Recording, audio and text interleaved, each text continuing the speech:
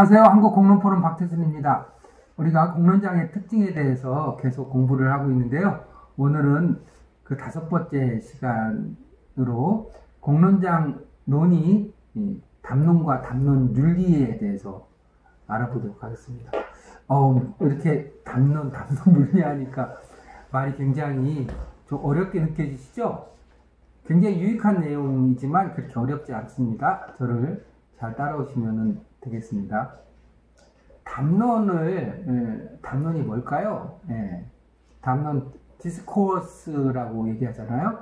이거를 이제 영어 사전으로 찾아보면은 그 중요한 특징이 논리적 사고라고 하는 의미를 담고 있어요.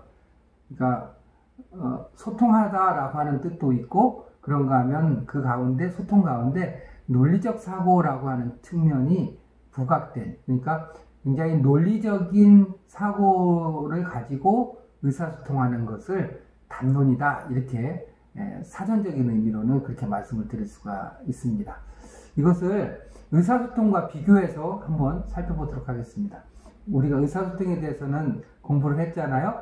의사소통이란 정보를 전달하거나 생각과 감정을 표현하는 과정, 이렇게 말씀을 드렸고, 또 의사소통을 통해서 상호 이해와 합의에 도달하는 것을 목표로 하게 되죠. 그런데 이제 담론이라고 하는 것은 이 의사소통의 범위 안에 있는 것들 중에서 특히 어떤 주제에 대해서 체계적인 논의를 하는 것을 우리가 표현할 때 담론이다, 이렇게 얘기를 합니다. 그래서 그 특징으로는 특정 주제에 초점을 맞추게 되고요. 그 다음에 체계적인 논의를 위해서는 논쟁의 교환이라고 하는 것이 굉장히 필요하죠. 우리가 논쟁이라는 말 별로 안 좋아하는데요. 이 담론에 있어서는 논쟁이라는 말이 굉장히 중요합니다. 논리적인 근거를 가지고 서로 의견을 겨루는 것을 논쟁이라고 얘기할 수 있잖아요. 이런 논쟁을 통해서 이해와 합의에 도달할 수 있는 것을 목표로 합니다.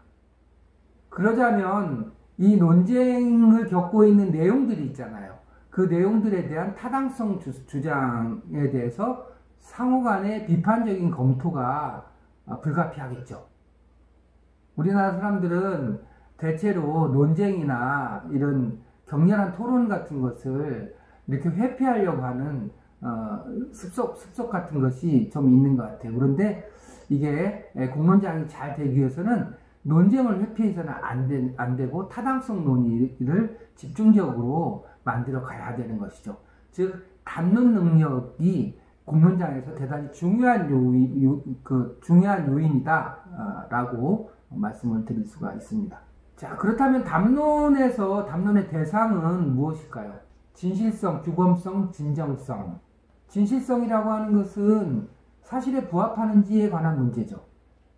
팩트에 관한 문제고, 규범성은 사회적 윤리나 도덕에 맞는 것인지라고 하는 규범성에 관한 내용이고요. 진정성은 말과 속마음이 일치하는지, 거짓말은 아닌지 라고 하는 것과 관련된 내용이라고 볼 수가 있습니다. 진실성은 팩트, 객관적인 진실 여부에 관련된 것이고, 진정성이라고 하는 것은 내면적인 측면을 얘기한다라고 하는 점에서 차이가 있다는 것을 아실 겁니다. 담론이 형성되기 위한 조건은 무엇일까요? 그는 모든 공론장에서 다른 조건과 마찬가지로 참여자가 외부 제약이나 권력 불균형으로부터 자유로워야 되겠죠. 누군가 외적인 압력에 노출되어 있다면 결코 자유로운 대화를 하기가 어렵지 않겠어요? 그런가 하면 이렇게 힘의 불균형이 너무 큰 경우에 그 발언력에 있어서 차이가 있을 것이기 때문에 말 그대로 의미 있는 대화가 이루어지기 어려울 것입니다. 그래서 외부적인 제약과 권력 불평등으로부터 자유로운 것이 담론 형성에 있어서의 전제 조건이다, 이렇게 말씀을 드릴 수가 있고요. 공론장에서의 담론이 이루어지기 위해서는 다른 조건이 아니라 더 나은 논증의 힘에 의해서만, 더 나은 주장의 힘에 의해서만 다른 사람들을 설득할 수 있어야만 되는 것이죠. 다른 조건이 아니라.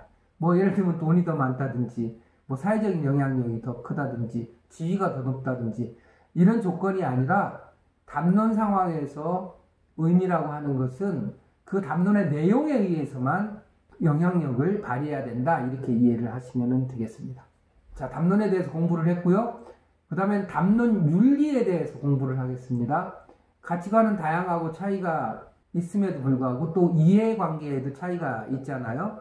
그럼에도 불구하고 모두가 동의할 수 있는 합의를 어떻게 만들 것인가 라고 하는 고민이 가장 핵심적인 고민이라고 볼 수가 있습니다. 이런 현실 속에서 논의가 의미를 갖기 위해서는 논의의 일정한 질서가 만들어지지 않으면 안 되는 거죠. 그냥 하고 싶은 얘기 다 하고 정하고 싶은 대로 제멋대로 정하면 그것이 그 논의가 생산적인 의미를 갖기가 어렵잖아요. 그렇다면 이 논의의 질서를 어떻게 세울 것인가 라고 하는 것을 담론 윤리의 한 축으로 한다라고 하는 얘기입니다. 논의와 논의 결과에 있어서 정당성을 어떻게 확보할 것인가 라고 하는 것이 담론 윤리가 갖고 있는 핵심적인 관심사입니다. 그 내용을 살펴보면 합리적 담론의 타당성에 동의할 수 있는 경우에만 규범이 의미를 갖게 됩니다. 거기에는 두 가지가 있는데요. 하나는 절차적으로 정당해야 된다라고 하는 것이고 또 하나는 논의를 통해서 나온 내용이 실제로 사람들에게 정당하게 받아들여져야 된다라고 하는 것입니다. 하나를 절차적 정당성의 원리를 담론 원칙이라고 얘기를 하고 실제적인 정당성을 우리가 보편화 원칙 이렇게 얘기를 합니다. 조금 어려우신가요? 다음 내용을 들으시면 잘 이해가 가실 겁니다. 첫 번째 담론 원칙 D라고 얘기를 하는데요. 이거는 담론이 제대로 형성되기 위해서는 절차적인 정당성이 확보가 돼야 된다라고 하는 것입니다. 공론장에 모여서 논의를 하는 경우에 어떤 사람이 일방적으로 발언 기회를 장악할 수 있잖아요.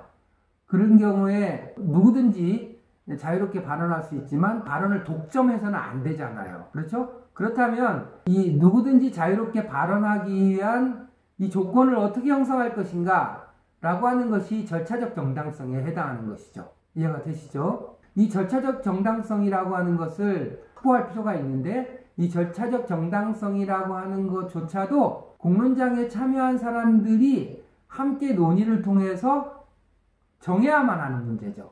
절차적 정당성, 절차적 규범이라고 하는 것을 누가 만드나요? 공론장에 참여한 사람들이 논의를 통해서 만드는 거죠. 우리는 착각하기 쉬운데 그냥 나는 몸만 참여한 것이고 그 절차라든가 그 과정은 누군가가 만들어 왔겠지라고 생각할 수 있죠. 그렇지만 누군가 만드는 절차는 내가 구태여 따르지 않다 하더라도 그 절차를 만든 사람에게 그 책임을 전가할 수가 있잖아요. 그렇지만 참여한 사람들이 함께 논의를 통해서 만든 절차라고 하는 것은 그 절차의 내용도 상당히 수용성이 커질 뿐만 아니라 책임성도 그만큼 커지는 거잖아요. 그래서 담론 원칙 D, 절차적 정당성을 확보하기 위해서는 공론장에 참여한 사람들이 제대로 된 논의를 통해서 형성해야 된다라고 하는 것이 담론 원칙 D입니다. 어렵지 않죠? 담론 원칙을 이렇게 세우는 이유는 무엇이냐면 이 이후에 본격적인 논의를 하기 위한 절차적인 틀을 만드는 것이라고 생각하시면 됩니다. 절차와 과정에 관한 틀이 있어야만 논의를 제대로 진행할 수 있잖아요. 그 절차적인 틀을 만드는 것이 담론 원칙 D다. 절차적 정당성을 확보하는 과정이다. 이렇게 이해를 하시면 되겠습니다. 그 다음에 두 번째는요. 보편화 원칙 U라고 얘기합니다. 이것은 사회적 수용성을 확보하는 것이라고 볼 수가 있는데요. 우리가 일정한 절차를 통해서 어떤 논의를 했다고 한번 생각해 봅시다. 예를 들어서 소각장 건설 여부와 관련된 논의를 했다고 한번 해봅시다. 그러면은 담론 원칙에 따라서 일정한 절차와 과정을 통해서 공론장에 참여한 사람들이 논의하겠죠. 그래서 어떤 논의 결과가 나올 거 아니에요. 그럴 때 그 논의 결과가 실제로 사회적 수용성이 있는지라고 하는 것을 검토하는 과정이라고 볼 수가 있어요. 실제 내용과 관련된 사람들의 수용성을 검토하는 과정이라고 볼 수가 있습니다. 그래서 소각장 건설로 인해서 실제로 주민들이 어떤 비용이나 또는 혜택을 보게 되는지, 또 폐기물 관련된 업자들은 또 어떤 변화가 생기는지, 예산에는 또 어떤 변화가 생기는지, 이런 여러 이해관계자들이 그 내용을 수용할 수 있는 것인가 라고 하는 것을 면밀하게 검토하는 과정을 우리가 담론윤리에 있어서 보편화 원칙이다 라고 얘기를 하고요. 거기서는 도출된 내용에 대해서 그 내용이 타당성이 있는지를 검증하는 과정이다. 검증하는 논의 과정이다. 이렇게 얘기할 수 있습니다. 이 모두가 공론장 안에서 이루어지는 것이고 공론장에 참여한 사람들에 의해서 이루어지는 과정이다. 이렇게 생각을 하시면 되겠습니다. 담론윤리의 의미를 정리를 해보겠습니다. 담론윤리라고 하는 것은 첫 번째로는 주관적 직관이나 문화적 전통의 한계를 벗어날 수 있기 때문에 그렇습니다.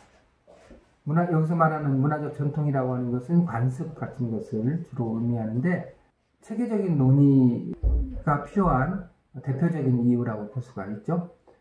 그 다음 두 번째는 자유롭고 평등한 참여자의 포용적이고 합리적인 담론이 이루어질 수 있기 때문에 그렇습니다.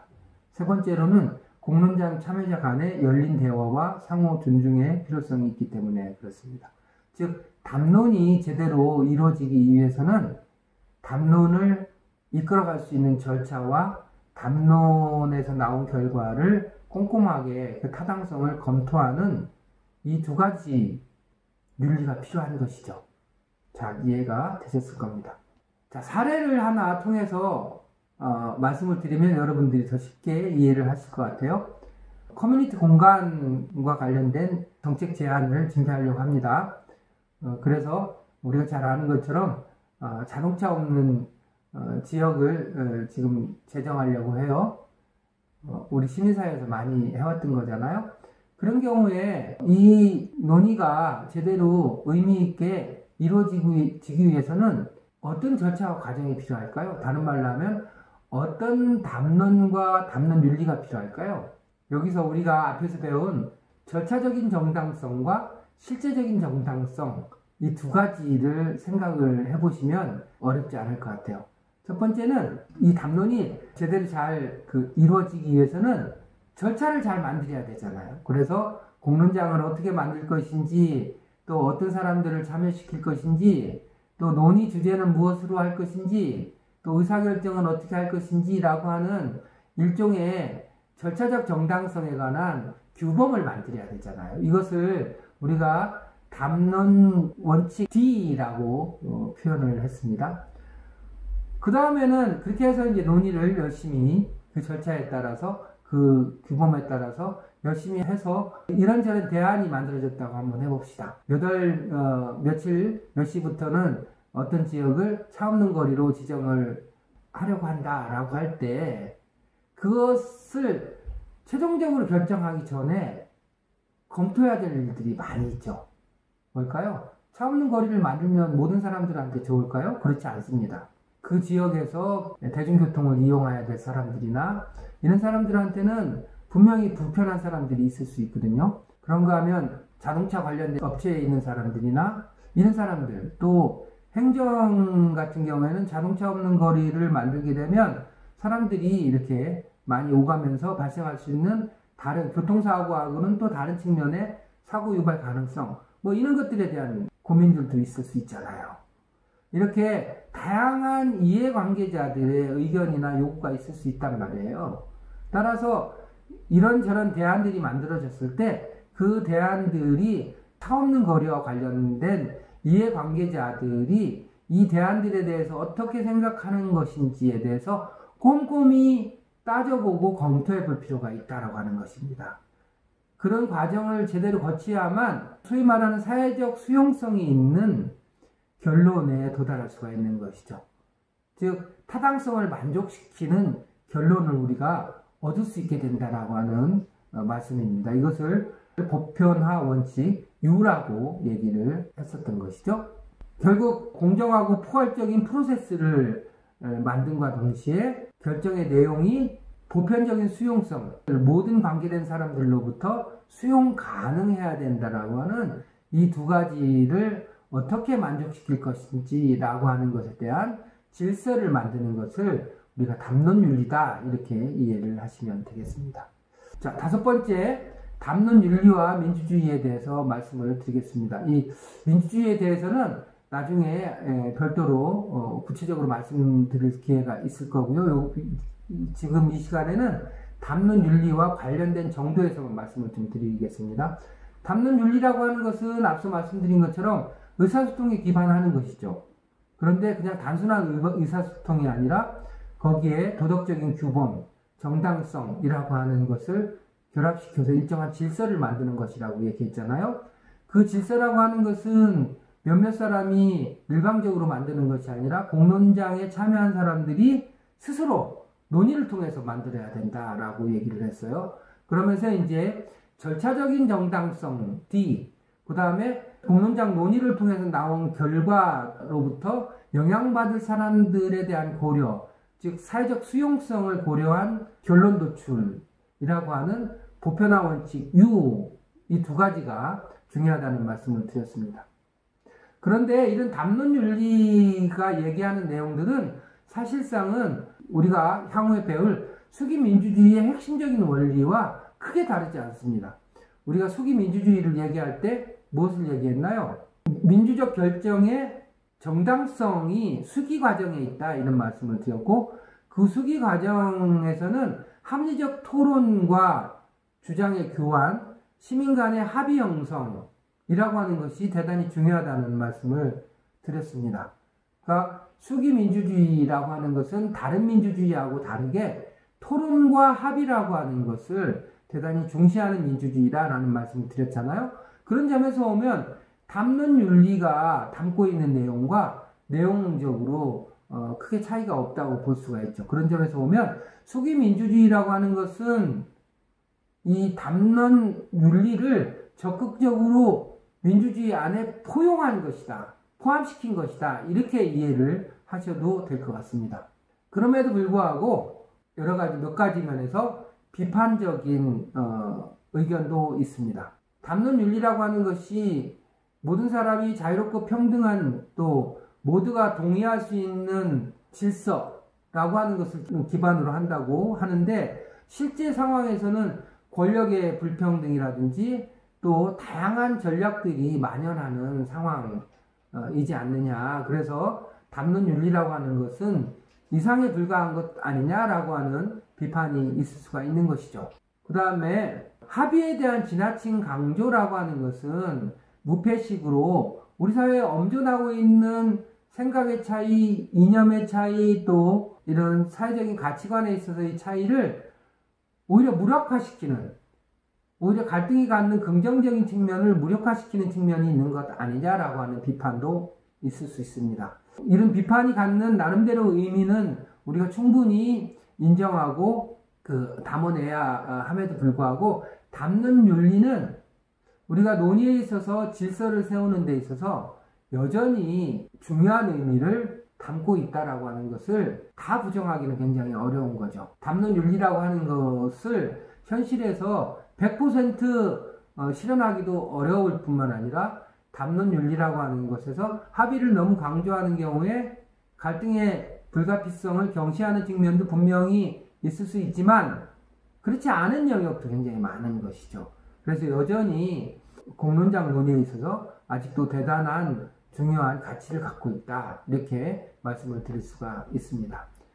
오늘 내용이 조금 어려우셨을 수도 있는데요. 내용을 이렇게 한 번 더 반복해서 보시면 참 도움이 많이 될 것 같고요. 이 담론윤리가 굉장히 중요한 것은 앞서도 조금 말씀드렸지만 의사소통과 민주주의를 연결시키는 일종의 링커 역할을 하는 거라고 볼 수가 있어요. 담론윤리를 통해서 어떤 규범이 만들어지는 과정과 의사소통을 통해서 법이 만들어지는 과정과는 상당히 일맥상통하는 면이 있지 않아요? 그래서 이 담론윤리가 공론장에서 갖는 의미는 대단히 중요하다, 이렇게 말씀을 드릴 수가 있습니다. 그래서 여러분들이 이렇게 조금 어렵더라도 꼼꼼하게 내용을 들여다보시고 궁금한 게 있으면 댓글창에 남겨주세요. 그럼 제가 성심껏 답변을 드리겠습니다. 오늘 강의가 의미가 있으셨다면 구독과 좋아요 부탁드립니다. 감사합니다.